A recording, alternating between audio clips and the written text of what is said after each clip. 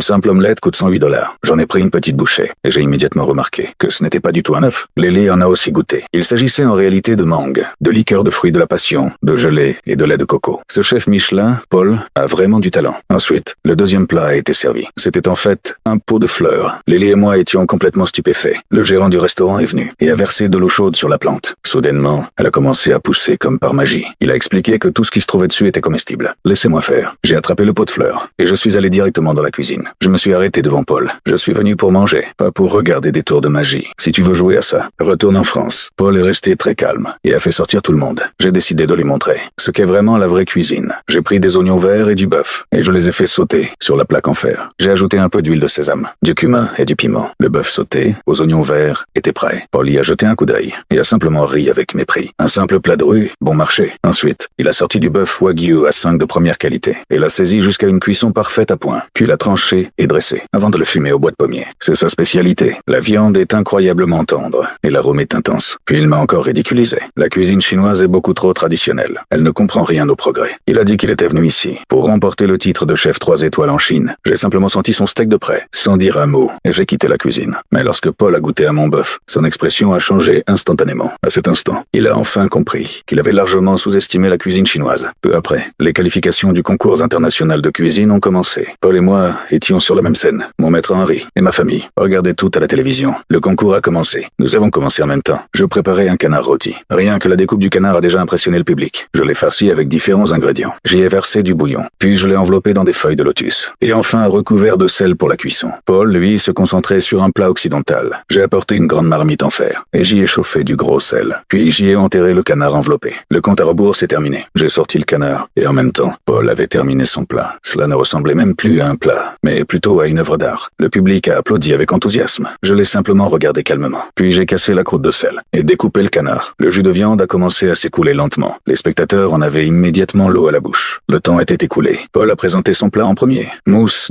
rouge caramélisée et foie gras français. Présentation élégante. Techniquement très complexe. Et goût extrêmement raffiné. Les juges ont tous validé. Mon plat s'appelait canard du mendiant. Une combinaison de la méthode traditionnelle du poulet du mendiant et de la technique cantonnée du sel cuit. Une viande tendre, un arôme riche et une légère fraîcheur de feuilles de lotus. Le public a explosé d'enthousiasme. Et enfin, le moment décisif est arrivé. La phase de notation a commencé. Paul a annoncé son score en premier. Un total de 37 points. Mais la vraie question est, est-ce que je peux dépasser ce score ?